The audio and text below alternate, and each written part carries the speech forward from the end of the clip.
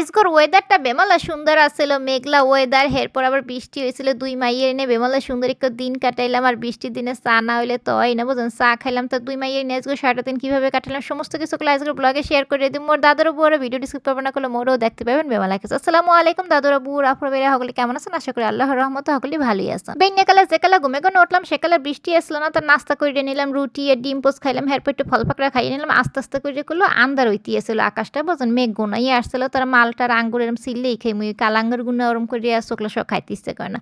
এরপর যেকালে মেঘ ঘুনাই আসলো, আস্তে আস্তে বৃষ্টি শুরু হয়ে গেলো, কি যে ভালো লাগতে আসলে। এরপর মুই নাইয়ে ধুয়ে আসলাম, মোর ছোট্ট রাজকন্যারও মুই নাওয়ায় ধুয়ে নিয়ে আসলাম।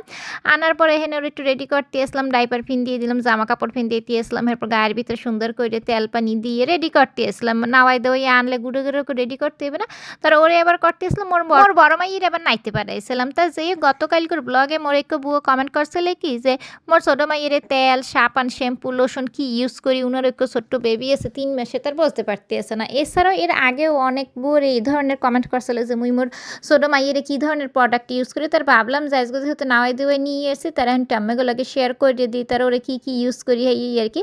তারা এখন প্রথমে গেলে একটু জামা পরাই দিতে এসেছিলাম, একটু ফুল হাতের ড্রেস পরাই দিয়েছিলাম, কারণ বাইরে একটু বৃষ্টি বৃষ্টি আসলো তো ঠান্ডা ঠান্ডা আসলে, ওই লেগে ভাবলাম যে ফুল হাতের একটা জামা ফিন দিয়ে দিই। আর দেখা যায় কি মুই যে ইউজ করি মোর ছোট মাইয়ের লোকে হেই আম্মেগুলোকে শেয়ার করতেছি, আল্লাহর রহমতে ইউজ করতেছি, ভালোই লাগতেছে, কোনো ধরনের সমস্যা হয়নি, ওই লিগে এগুলো শেয়ার করতেছি।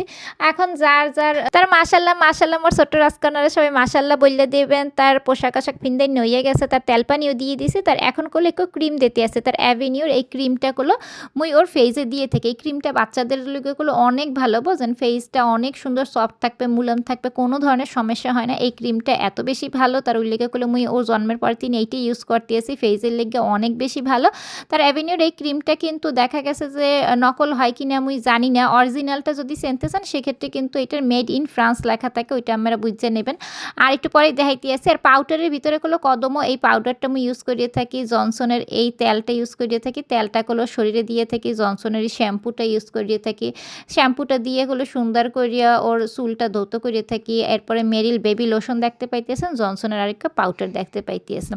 তার কোনটা কি আসে বেশি একটু ডিটেলসে বলতে আসি। দেখেন এই যে অ্যাভিনিউর এই যে ক্রিমটা, এটা কিন্তু ফেসের লেগে অনেক বেশি ভালো একটা ক্রিম। এটার দাম করলো 1750 টাকা। আর মেড ইন ফ্রান্স দেখাটা লেখাটা দেখে কিনবেন, সেক্ষেত্রে বুঝতে পারবেন যে এটা অরিজিনাল। আর জনসনের এই শ্যাম্পুটা করলো আমি ওর লেগে ব্যবহার করিয়ে থাকি, এটা ওর বাবা বিদেশ গনে আনছিল। জনসনের এই তেলটাও করলো, বডি অয়েলটাও করলো ওর বাবা বিদেশ গনে আনছে, জনসনের এই পাউডারটাও ওর বাবা বিদেশ গনে আনছিল। এই ব্যবহার করে এই বেমালা ভালো। আর মুই বাংলাদেশ গনে করলো কদমর এই পাউডারটা কিনছিলাম, এটা বেমালা ভালো একটা পাউডার। এটার দাম করলো নিয়েছিল 1200 টাকা, বুঝলেন, সম্ভবত 350 গ্রামের। এই পাউডারটা অনেক ভালো। আর মেরিল বেবি লোশনটা লোশন হিসেবে অনেক ভালো, এটা স্কোয়ার হসপিটাল গনে করলো মরে দিয়েছিল। ওর ছোট্ট মেয়ে যে কালো হয়েছিল, তার যে 2 টাকা করলো ফ্রাইড রাইস, এরপরে চাইনিজ ভেজিটেবল আর চিকেন ফ্রাই খাইছিলাম। বললাম না বৃষ্টির ভিতরে খাইতে বেমালা ভালো লাগে। তার এরপর একটু বিকেলের দিকে দেখেন ওয়েদারটা এত সুন্দর আসছিল, মানে মুই কি আর বলবো, বুঝছেন। একেবারে বৃষ্টিও না, মেঘলা মেঘলা ঠান্ডা বাসাত, ওয়েদারটা বেমালা ভালো লাগতে আসল। তার ভাবলাম যে এক কাপ চা খাই, চা খাইলে বেমালা ভালো লাগবে। হ্যাঁ, তার চা করলো ভাবলাম মুই একলা খাম, তার মোর আম্মা বললো গিয়ে বানাইলাম, তার উনারও আবার চা খাইতে বেমালা ভালো পায়। তাই যেই হোক এখানে কিন্তু আমি চা সুন্দর করে দুধ দিয়ে দিলাম, এরপর চা পাতা দিয়ে দিলাম, চা সুন্দর করে লাইড়া সেরে ঘন করে বানাইতে এসে মোর ধারে অনেক ভালো লাগে এরকম ওয়েদারে চা কফি খাইতে। আর প্রিয়জন কিংবা প্রিয় মানুষের সাথে খাইতে তো আরও ভালো লাগে। তাই যাই হোক এখানে কিন্তু চা বলকাইয়া উঠতে এসে সেই পর্যায়ে কিন্তু চা ডাইলে নিতে এসে। তার 3 ধরনের কাপ কিংবা মগ দেখতে পাইতেছেন, যার যে মগ মুই সেই মগেই তাকে দিতে আসি। প্রথম যে মগটা দেখতে পাইতেছেন ওই মগে মোর আব্বাই খায়, বুঝছেন। এরপরের মগটা মুই আর মোর বড় মাইয়ে খাই অনেক সময়।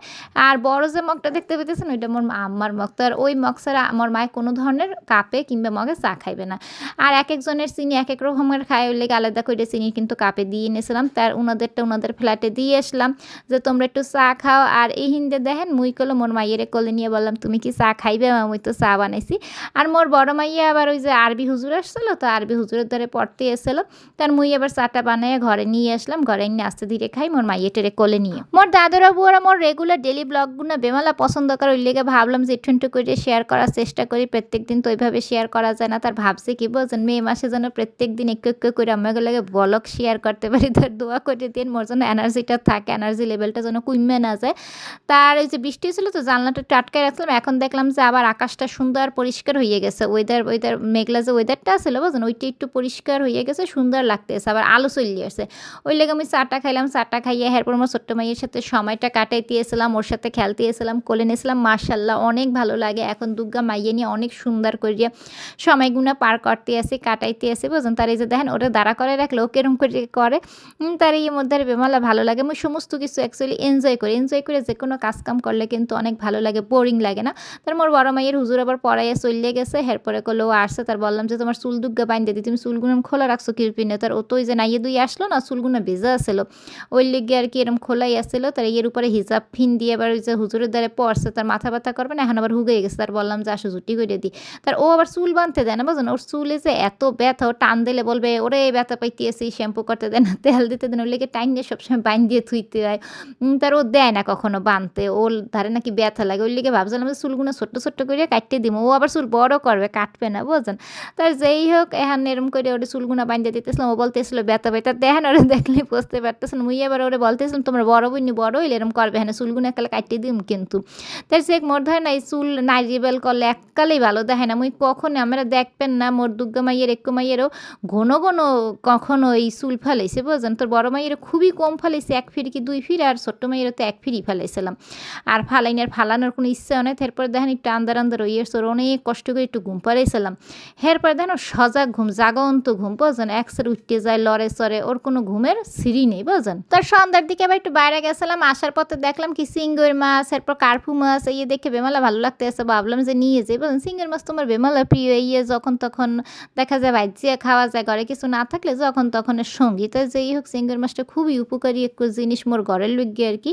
আর কার্পু মাছটা নিয়েছি, নেওয়ার সময় বলতেছিলাম কি পেটের ভিতর কি ডিম হইবে, মুই এবার ডিমটা খাইতে ভালো পাই। মোরে এককালে টিপে টিপে হাত দিয়ে দেখা দিছে ডিম হইবেই হইবে, না হইলে কলে মাছ ফেরত। তার ঘরে মাছটা খাইতে দেখি কি ডিম হয় না বোঝেন। মোর ভাগ্যটা এরম, মুই কার্পু মাছের ডিম, রুই মাছের ডিম এই খাইতে বেমালা ভালো পাই, কিন্তু যখনই মুই মাছ কিনবো ডিম বললে দিলেও কলো মাছের পেটের ভিতরে ডিম হইবে না। মুই এবার ইলিশ মাছের ডিমটা খাইতে ভালো পাই না। মনে হয় না এই পৃথিবীতে কেউ দ্বিতীয় একজন আছে যে ইলিশ মাছের ডিম খাইতে ভালো পায় না। মুই একালে ভালো পাই না, মুই অন্যান্য মাছের ডিম খাইতে ভালো পাই বুঝছেন। তো যেই হোক মনে হয় না কেউ আছে, যদি কেউ থাকতে থাকে না তুলবেন। আর আসার সময় কলো চটপটি নিয়ে আসছিলাম, ওই যে একটু বৃষ্টি মেঘলা ওয়েদারে গরম গরম চটপটি খাইতে বেমালা ভালো লাগে, কিন্তু বাইরা বসে বৃষ্টির ভিতরে দোকানে বইয়ে খাইতে আরও ভালো লাগে। তার এইরমের অবস্থা হয় নাই যে বাইরা বইয়ে খামু, বৃষ্টি পড়তে আছে, এরম কোনো সিনারি হয় না যে খাইতে হইবে। কত ওর লেগে বাড়তেই নিয়ে আসছি, বাড়তেই নিয়ে খাইতে আসছি। আর চটপটি, ফুচকা, চা এই সমস্ত জিনিসগুলো না একা একা খাইতে কখনো ভালো লাগে না, সবাইকে নিয়ে খাইতে ভালো লাগে। তার ভাবলাম যে মোর লেগে নিয়ে নিই। মোর বড় মাইয়েরও বলতে গিয়েছিলাম যে তুমি খাইবা কিনা, ওরে এমন সিস্টেমে দিতেছিলাম ও যেন ফুচকা বানায়ও খাইতে পারে, চটপটি বানায়ও খাইতে পারে বুঝছেন।